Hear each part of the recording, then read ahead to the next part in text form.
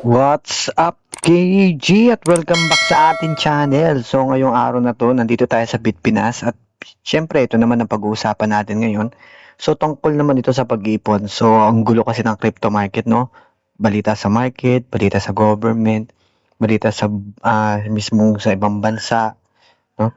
So, hindi natin alam kung saan ba papunta talaga yung market, tataas, bababa. So, hindi natin talaga may mga bagay pa na talagang although may apekto sa buhay natin kagaya ng mga interest, kagaya ng mga bagay na pero hindi na kasi natin yun nakokontrol. So, ito yung mga so dito muna tayo sa balita o di kaya magbigay ako ng konting information sa inyo about naman tungkol dito sa mga bagay na kaya natin kontrolin, no? Ito ay post ng Bitpinas kung saan na ito nagtanong sila, may natira ba sa sahod mo? May masisave ba? May pang-emergency funds? So natutuwa lang ako dahil isa rin to sa mga dinidiscuss natin dito sa ating channel. Nung din nakakita ko ng ganito. So nung nabasa ko to sa Bitpinas, so sabi ko maganda siguro na i-share ko din ito sa inyo, no? So here are the interest rates of digital banks and mobile banking apps in the Philippines. Check out the full article below for the latest rates, limited time offers, and what they mean for your savings. So ito kasi yun no? So kailangan mo na ma-distinguish kung ano yung savings at saka emergency fund. Yung emergency fund, ginagamit yun para once na hindi mo gagamitin mo lang yun once sa emergency talaga na wala ka ng trabaho, may nagkasakit sa inyo, o yun talagang emergency talaga, hindi yun pwedeng yung dahil may latest na bagong cellphone o di kaya dahil may bagong labas na magandang motor. So hindi yun para doon. Yung savings, pwede mong gamitin yung savings, no? Sa panggala mo, pambili mo ng kung ano nung gusto mo, no? Pero yung emergency fund, specific lang siya for emergency lang, no? So ito yung magandang bagay dito basta meron kang alternative na digital banks. So sabi, kala ko ba crypto ka lang, bakit nandito ka na? Hindi tayo pwede mag-stick sa isang information, no? Sabihin na natin nasa crypto tayo, ako nasa crypto ko, pero kailangan din natin appreciate yung mga digital banks kasi bakit? Kung investment, okay, dito ako sa crypto. Pero pagdating sa pagsisave, sa savings, sa emergency fund at sa plano ko pa in the future, so i-consider din natin yung mga bangko kasi sila talaga yung mas sila talaga yung mas safe paglagyan ng pera, lalo kung emergency fund kasi kailangan niya mabilis makuha. Hindi kagaya sa mga exchanges at wallet, kailangan pa ng seed phrase, mag-anak pa ng mga iba't ibang information, no? Pagdating mo rin yon, i-convert mo rin yon, kunyari ililipat mo la doon sa cold wallet mo papunta sa GCash. So kailangan mo ring i-withdraw yun, hindi kagaya ng mga digital banks na talagang di ATM, pag kailangan mo talaga ora-ora punta kang ATM, makukuha mo na. So ginagamit ko to as talaga pang emergency fund lang, no? Ang ginagamit ko talaga is yung sa GCash, yung savings nila. May interest kasi yun kaya medyo doon na lang ako naglalagay. Total, lagi naman ako nagamit ng GCash. So, hindi na ako lumalayo. Pero, maganda rin na tingnan natin itong mga bangko na to, no? Yung CIMB Bank, so up to 4.5-15%, no? So, okay na to. Sa totoo lang, mas malaki na to ang mga interest nila. Once na nag-save ka, no? USD time deposit, no? Yung meron din nga 2.5%, no? Sa Maya, anong pinakamalaki dito? Dating alam ko Maya, ito yung 8% yung sa Maya. Pero hindi ko pa na-try, no? Hindi ko pa natin nasilip, no? Meron tayong RCBC, Minetbank, Ownbank, Maribank. So, Tonic Bank, Unibank. Yung iba, hindi ko kilala Yung Union Digital, no? So, siguro ito na yung ng Union Bank, no? Correct me if I'm wrong, no? Pero ito yung mga bagay na pwede mong gamitin Kunyari, yung pang-emergency fund mo para sa yung pamilya, ilagay mo sa GoTime 'di ba? Ilagay mo sa GoTime. Tapos yung iba naman ibang pang emergency fund mo ilagay mo naman sa CIMB Bank, no? Pang personal mo naman. So ganun siya Pwede mo siyang gamitin sa mga ganung klase ng strategy. Pwedeng savings mo ilagay mo sa RCBC naman, ilagay mo naman doon yung savings mo. So depende na yun kasi sa panahon kasi ngayon hindi talaga madaling mag-ipon. May pagkain, kuryente, tubig, pamasahe, mga renta, utang, pamilya, at syempre iba pang mga unexpected na expenses.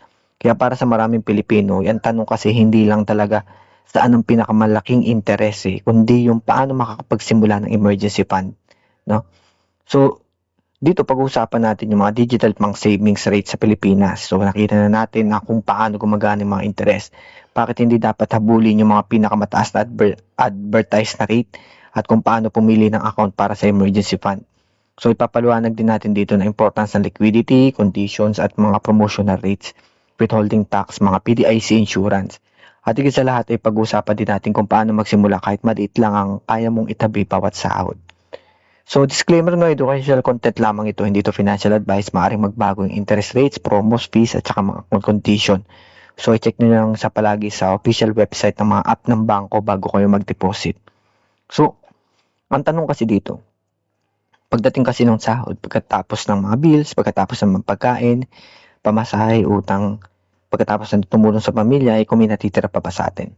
At kung meron man, sapat ba yun para makapag-ipon? Kasi minsan sinasabi natin na pag-iipon tayo. Pero ang problema, hindi naman talaga sapat yung income para sa lahat ng pangangailangan bayaran. Kaya bago natin pag-usapan kung ano yung digital bank, ang pinakamataas ang interest, no? May magandang pag-usapan, mas maganda muna pag-usapan natin yung isa sa mga importanteng bagay kung paano ka magsisimula ng savings kapag maliit lang yung natitirang pera sa'yo. Dahil yung digital bank ay hindi talaga yan magic, no? Hindi ito biglang papalakin yung pera mo. No? Pero kung may savings ka na, pwede itong tulungan ng kumita ng kaunti ng interest, no? Habang nakatabi yung pera mo. Dito na pumapasok yung malaking pagbabago sa mga banking ngayon. So, bakit digital banks? Dati kasi pag sinabing savings account, automatic natin, nasa isip natin yung mga malalaking traditional bank. Pupunta ka sa branch, magbubukas ng account, doon mo ilalagay yung pera mo. Ngayon kasi ibang-iba na. Marami ng mga banking services na na nasa cellphone. At ang digital banks ay naging interesting para sa mga savers dahil ang mga account na may nag-aalok ng mga mataas na interest kaysa sa maraming ordinary na savings account. Pero may isang malaking misunderstanding dito. Kapag nakita mo kasi yung 8% kagaya no sa Maya o kaya up to 10%, no? Huwag agad isipin na lahat ng pera mo ay automatic na kikita ng ganong rate. Diyan kasi maraming naloloko eh. Hindi dahil scam agad yung bangko, kundi dahil hindi binabasa yung terms and condition. May mga rate na promotional, meron namang minimum balance lang, may spending requirements.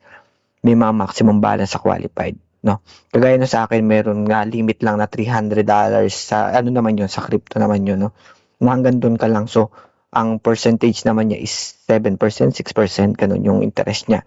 So kaya naglagay din ako nun, pero naka USDT naman yun, no? So sabi nila doon na kailangan $300 lang, yung exceeding nun maliit na yung interest, parang nasa 1 point something na lang.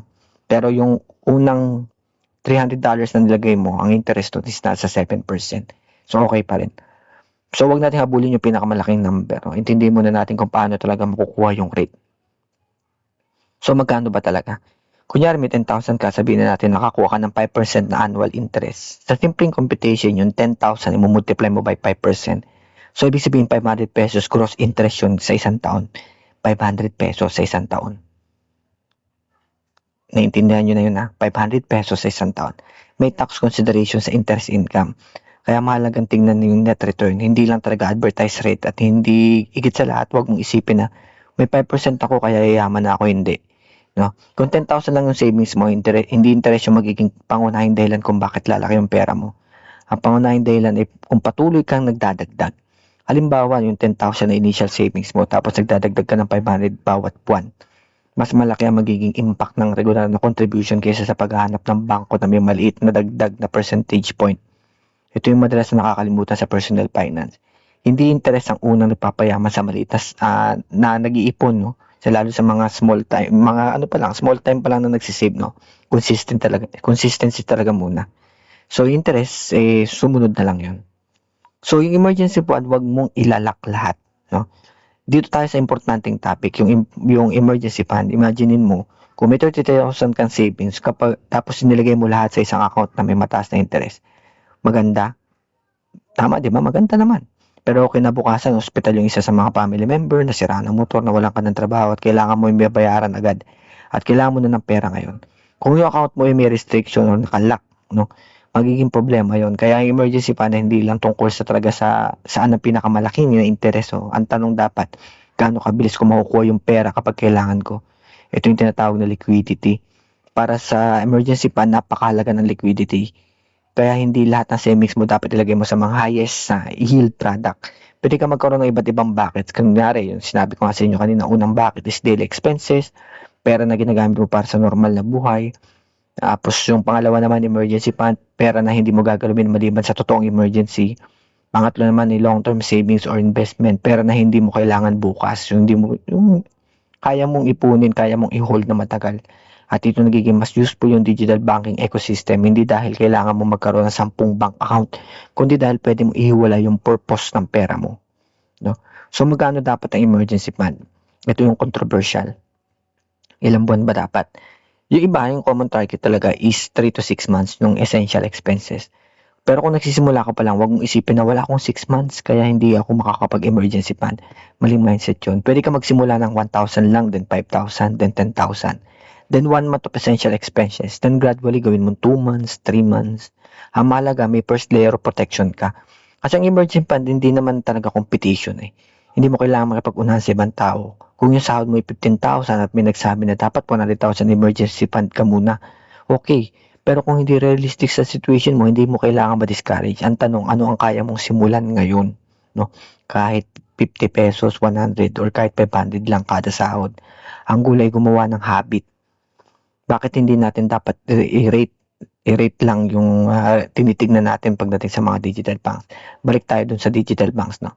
May mga comparison na nagpapakita na iba't ibang rates. May mga accounts na may around 2 to 4%, may mga mataas na promotional rates, at may mga time deposit na may mataas pa depende sa term.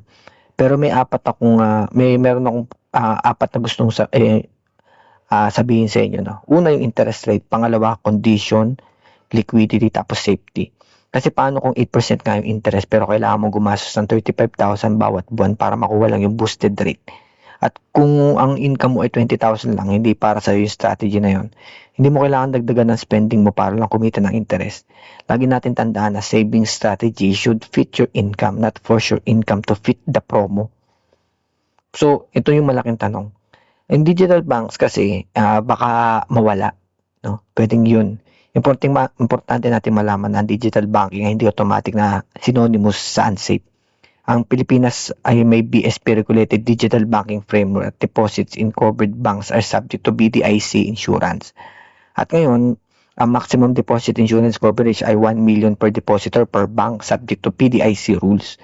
Pero kailangan natin tandaan na hindi ibig sabihin nito na lahat ng pera online guaranteed kahit anong mangyari. Kailangan pa rin na siguraduhin na legitimate ang regulated institution at dapat alam mo kung saan talaga napupunta ang pera mo. Bank deposit ba? Investment product ba? E-wallet balance lang ba yan? O time deposit? Iba-iba yung product. Kaya wag lang basta mag-deposit dahil nakita lang din sa mga social media. So, high interest, guaranteed. So, kailangan muna nating mag-research pag ino-operan tayo ng mga ganong klase ng mga promo. May panganib din sa paghabol ng high interest. Ito yung gusto kong bigyan tiin dito. Kapag nakita natin yung 15%, mas exciting yung 15% na interest kaysa sa 3%. Pero may dahilan kung bakit mataas ang promotional rate. Baka temporary lang yon o di kaya baka may condition, baka limited lang yung amount na qualified.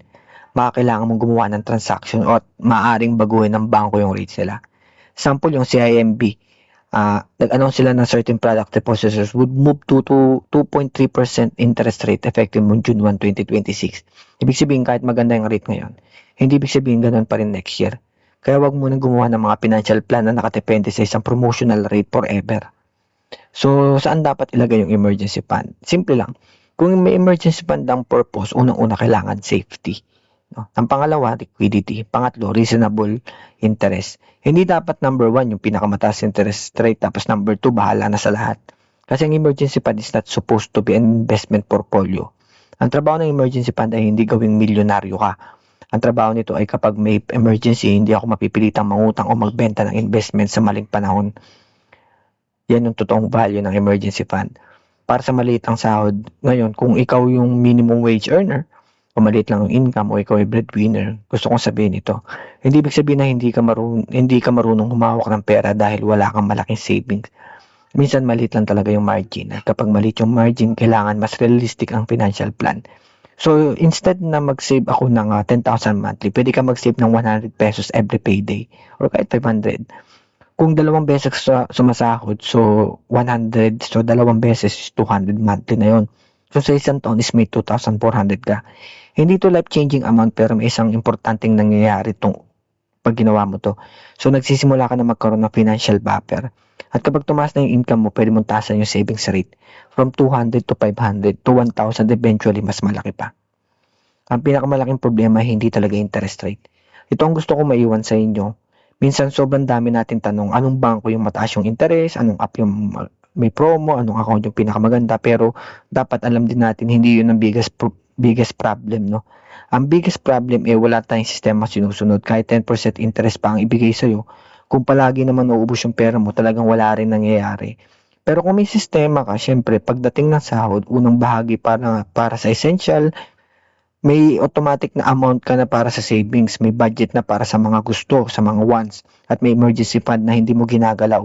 So, mas maganda yun, mas powerful yun. Kasi, in personal finance is not just about finding the highest return, it's about controlling where your money goes. Kaya sa susunod na payday, susunod na sahod, huwag nating itanong kung ano ang bibilin ko. So, ang tanungin natin, magkano ang pwede kong itabi? Kahit maliit lang, 500, 100, or 500 pesos. Dahil yung unang goal natin ng savings ay hindi maging mayaman. Ang unang goal ay magkaroon ng breathing room. Yung feeling na kapag may nasira, may konting pera. Kapag may emergency, hindi agad nangungutang. Kapag nawala ng income, may konting panahon para makahinga, makaluwag-luwag. At doon natin makikita yung tunay na purpose ng emergency fund, hindi para ipakita na marami kang pera. Para lang kapag may dumating yung problema, hindi ka agad gumuho financially. At kung gumagamit ka ng digital banks, huwag lang tignan yung interest rate. Tignan din yung condition, yung liquidity, yung safety at sigit sa lahat. Alamin natin kung para saan ang perang nilalagay mo doon. Kasi ang pinakamagandang savings account, hindi necessarily yung mga may pinakamataas na interest eh. Ito yung account na safe, accessible at kaya mong gamitin ng consistent. Ikaw, kung may natitira sa sahod mo at kung meron, pagkano ang kaya mong itabi bawat sahod mo. So comment mo dyan sa baba. Baka makatulong yung strategy mo lalo na pagka shinare mo sa ibang tao na nagsisimula pa lang. At kung gusto mo pang matuto tungkol sa savings, investing, crypto, at personal finance na madaling maintindihan kahit ordinaryong empleyado lang. So subscribe ka na dito sa akin channel. Dahil hindi natin kailangan maging mayaman muna bago matutong humawak ng pera. Kailangan muna natin matutong humawak ng maliit na halaga bago tayo magkaroon ng edge pagka humawak na tayo ng mas malalaking pera, no? Malalaking halaga, no? So, ayun lang, no? Maraming salamat sa inyo, ma'am, sir, at syempre, magkita-kita lang tayo sa arena. Sana nakatulong to sa inyo. Game on!